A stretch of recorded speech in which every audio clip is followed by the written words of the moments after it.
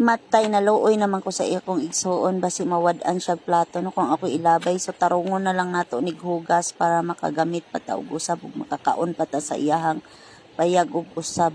So tarungon na lang gyud nato para naapatay makan-an.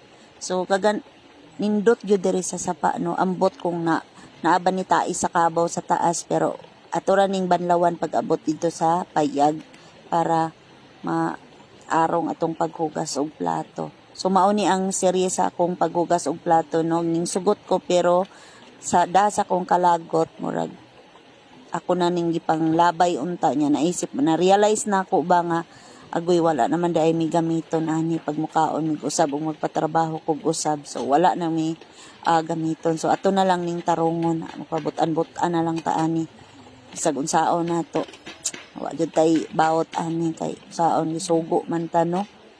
Kalagutan po na ako aning mag voice over perti pong lugaya mahuman. So bisag unsaon na lang nako lakad-lakad so gipanguha na nako ubang plato so nagbag-o jud akong ang hunahuna ani ba.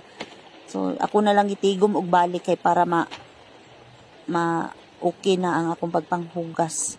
So sabon na kuan na akong gigamit dere. May detergent lang ni akong gigamit dere. So wala may panghugas dere plato. So maura ning kinabuhi sa bukid guys ambot kapuyan